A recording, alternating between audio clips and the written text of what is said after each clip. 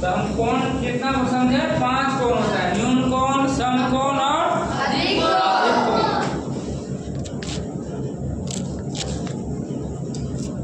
अब न्यून कोण हम माप क्या लाभ पर बता रहे हैं यार। माप जब हम बताए तो 0 डिग्री से क्या होता है? से बड़ा, 90 डिग्री से छोटा, और 90 डिग्री से छोटा, वह क्या कहलाता है? न्यून कोण। ठीक उसी तरह फिर आगे हम समकोण में, समकोण किसको बोलते हैं? 180 डिग्री। अच्छा से 90 डिग्री के कोण को क्या बोलते हैं? समकोण। जो कोण पूरे 90 डिग्री का होगा वो क्या होगा? फिर उसके बाद 90 डिग्री से और 180 डिग्री से, यही बोलना है। जो चीज ध्यान से आता है उसे बोलना है, नहीं तो पीछे पीछे भी बोलना है। अभी याद करना बार बार बोल के, लिखना अभी नहीं है। हम लिखने के लिए फिर समय देंगे। क्या अधिक कोण कितना बोल, किसे बोलेंगे? 90 डिग्री और 180 डिग्री से क्या कहलाएगा? अधिक कोण। फिर आएगा चौथा, 4 नंबर में क्या है? ऋजु कोण। क्या है 4 नंबर में? ऋजु कोण किसको बोलेंगे? 180 डिग्री कोण। पूर्ण रूप से 180 डिग्री का होगा उसे क्या बोलेंगे? ऋजु कोण। ऋजु कोण का दूसरा नाम है सरल कोण। उसको क्या बोलते हैं? भी बोलते हैं, या उसको रेखीय कोण भी बोलते हैं। क्यों बोलते हैं रेखीय कोण? क्योंकि वो एक रेखा की तरह हो जाता है। ऋजु कोण का चित्र होता है ऐसे, क्या किस तरह की उसका चित्र हो जाता है? रेखा की तरह। इसलिए ऋजु कोण का दूसरा नाम क्या है? रेखीय कोण या सरल कोण।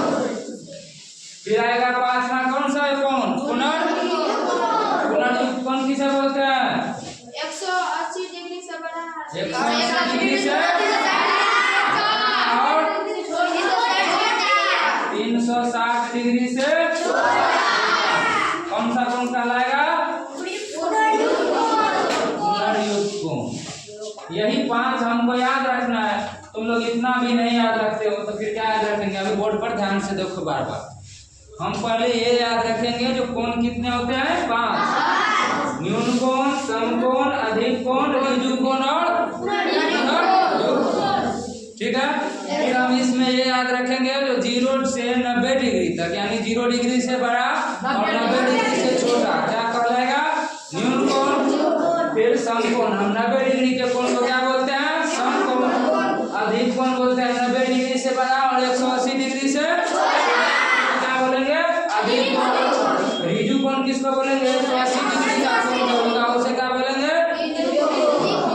ऋजु कोण। पुनर्युक्त कोण को किसको बोलेंगे? 180 डिग्री से छोटा क्या कहलाएगा? ये पुनर्युक्त। ये हम माप थोड़ा याद करेंगे। इसको हम थोड़ा और चित्र भी बताए थे उस दिन में। न्यून कोण का चित्र जो होता है कुछ इस तरह का होता है। इस तरह की आकृति को, चित्र को क्या बोलेंगे हम? समकोण इस तरह से होगा और समकोण का जो प्रतीक होता है ये लगा होता है यहाँ पर वर्ग की आकृति की तरह। तो इसको क्या बोलेंगे?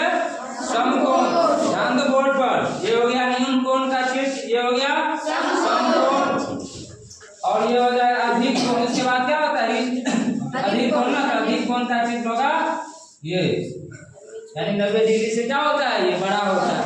फिर आएगा ऋजु कोण। ऋजु कोण ऐसे हो जाएगा यहाँ पर। अब कोण का चित्र ऐसे ये लगाना पड़ता है। ठीक है। इससे इंगित होता है इस कोण का माप के बारे में। फिर ये हो गया ऋजु कोण और पुनर्युक्त कोण कैसे हो जाएगा? इस तरह, इधर से ऐसे। अब ये क्या हो जाएगा? पुनर्युक्त। 5 कोण का लगभग चित्र भी एक तरह से हम समझ लीजिए इस आकार का। जब देखेंगे कहीं छपा रहेगा तो पूछ देगा जो ये किस कौन सा कोण है तो क्या कहेंगे इसको? अधिक कोण। जब इस तरह का रहेगा तो उसे हम क्या बताएंगे? और इस ऐसा रहेगा तो फिर इस तरह से रहेगा तो उसे हम बोलेंगे युक्त। इतना याद रहेगा।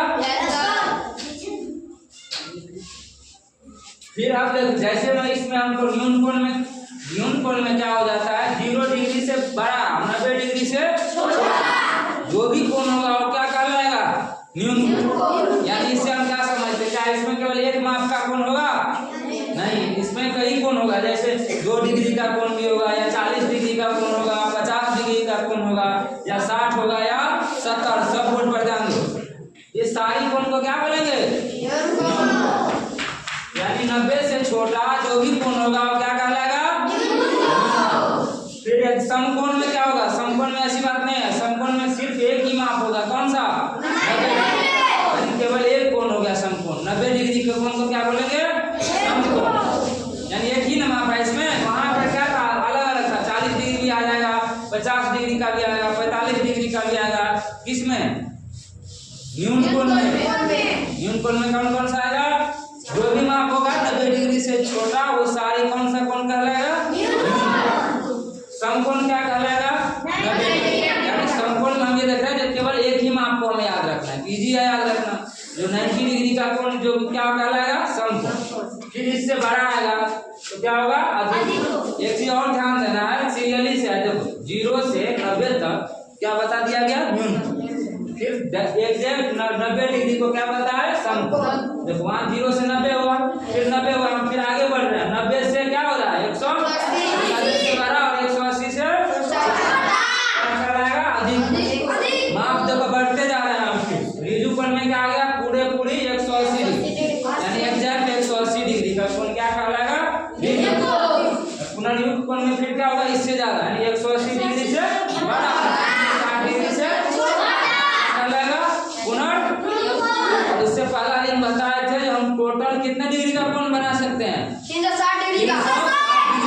इससे ज्यादा का कोण नहीं बना सकते, क्योंकि एक वृत्त में जैसे हम लोग, तुम्हारे पास चांद है ना उदाहरण बक्स में, आधा चांद जो होता है, एक चांद क्या आधा चांद है ना, जो चांद है इसमें एक तरफ बनता है 180 डिग्री और इधर भी बनता है 180 डिग्री। क्या बन जाता है, एक वृत्त।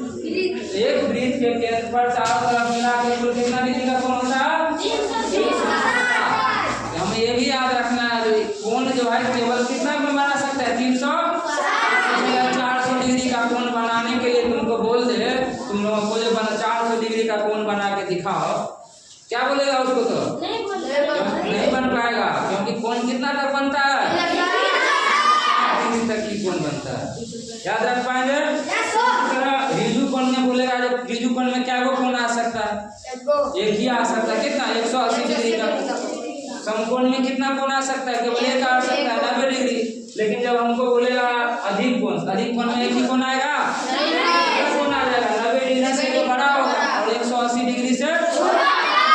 इसका मतलब ये कहने का तात्पर्य है 91, 92, 91 से शुरू होकर 179 तक जो भी कोण होगा क्या कहलाएगा, वो समझ रहे हो हम जो बोल रहे हैं, इस तरह से। फिर अभी हम पुनर्युक्त कोण में आते हैं तो ऐसे ही होता है, 180 डिग्री से बड़ा और 360 डिग्री से 181, 182, इसी के बीच में 200 भी आता है। जैसे पूछे थे तुमको 200 का डिग्री का बताओ कौन सा कोण होगा, हम इस चीज को कैलकुलेट करेंगे उस वक्त। जो 200 डिग्री सर ने बोला तो 200 किस में आता है, 180 से बड़ा आता है या 300 इसमें आता है या इसमें, फिर हम बताएंगे 200 डिग्री 180 से बड़ा है कि नहीं, और 360 से क्या कौन सा कोण बताएंगे 200 डिग्री को, पुनर्युक्त कोण।